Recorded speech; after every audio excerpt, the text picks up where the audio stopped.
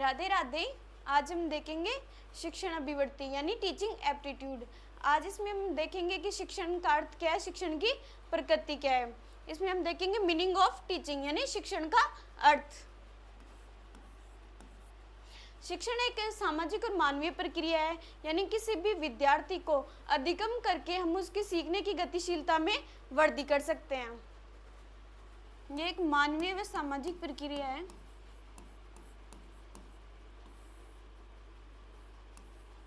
मानवीय व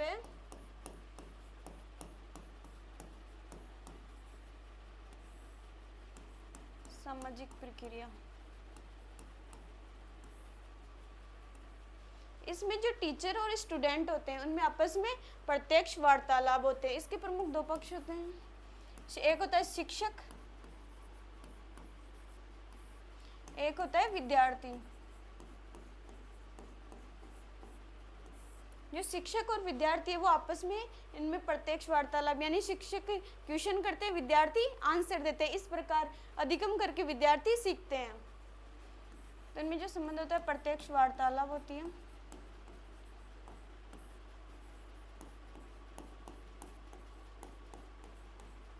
प्रत्यक्ष वार्तालाप होती है।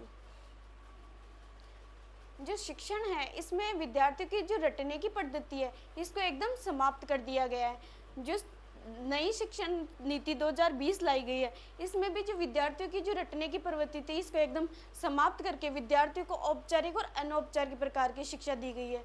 औपचारिक मतलब कि जैसे क्रमबद्ध तरीके से कोई पाठ्यक्रम करके अनुसार।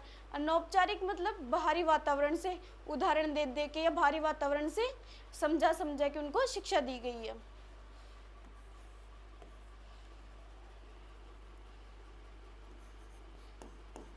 औपचारिक व अनौपचारिक शिक्षा दी गई है। औपचारिक व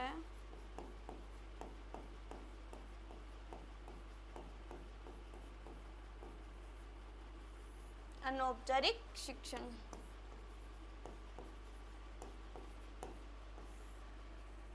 जो शिक्षण है इसके द्वारा विद्यार्थी नए नए ज्ञान का अर्जन करते हैं।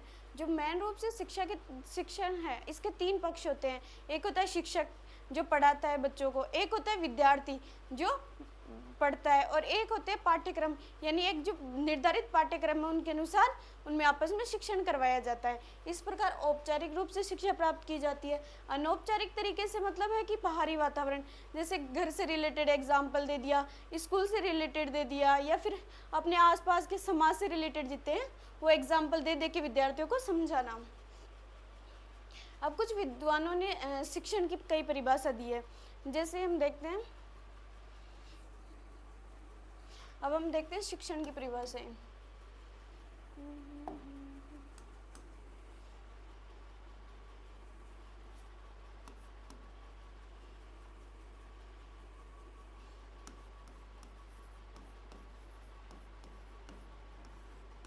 शिक्षण की परिभाषाएं।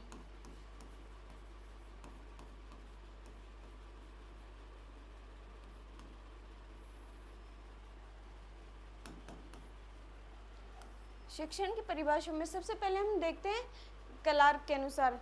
क्लार्क महोदय ने कहा था कि व्यवहार में अपेक्षाकृत परिवर्तन, यानी व्यवहार में आप धीरे धीरे शिक्षण करते, ये नहीं है कि आप चीज़ों को सुन ले, सुनने के बाद अनसुना कर दे। मतलब आप कोई चीज़ समझते हैं, समझने के बाद उसको अपने व्यवहार में उतरना, यानी किसी की अच्छी चीज़ें देख को अपने व्यवहार में लाना, या कोई चीज़ सीखने के बाद उसे रियल लाइफ में भी प्रयोग करना।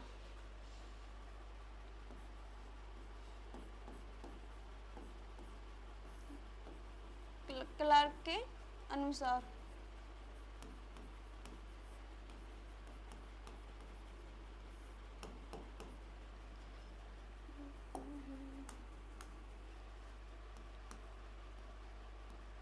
इन्होंने कहा था व्यवहार में अपेक्षाकृत परिवर्तन ही शिक्षण है।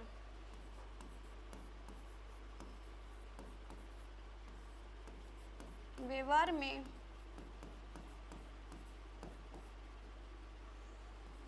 अपेक्षाकृत परिवर्तन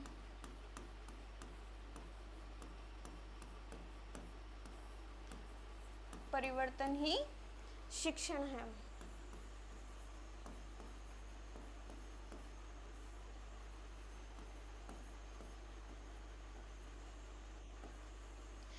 बाद है स्मिथ महोदय। स्मिथ महोदय जी ने कहा था कि अधिगम को अभिप्रेरित करना ही शिक्षण है।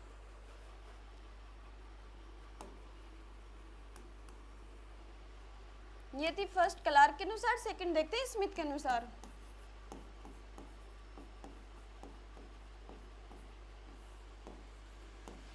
स्मिथ के अनुसार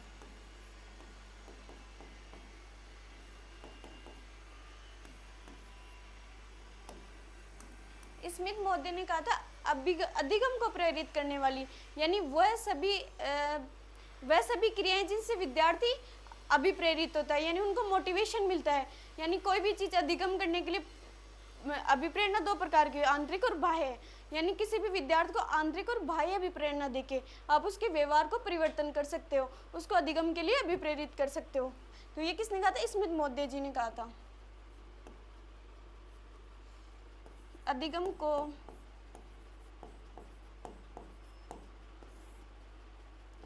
अभिप्रेरित करने की क्रिया ही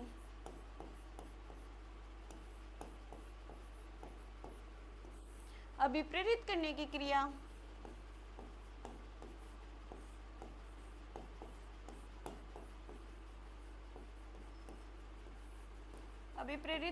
करने की क्रिया ही शिक्षण है।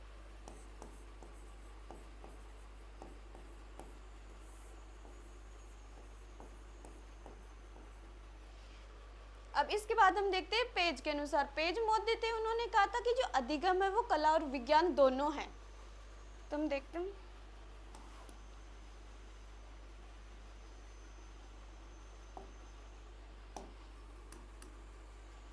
हम तीसरा देखते हैं पेज महोदय के अनुसार।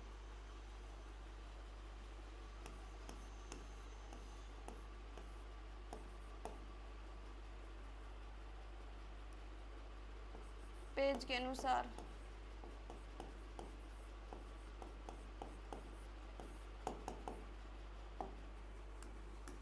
जो पेज महोदय ने कहा था, जो शिक्षण है वो कला भी है और विज्ञान भी है। कला किस प्रकार है?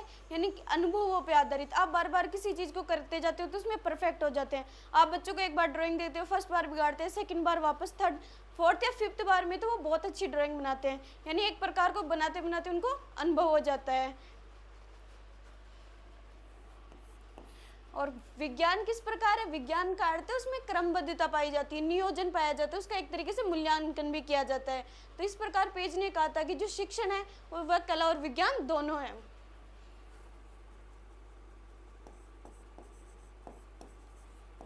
शिक्षण कला व विज्ञान है।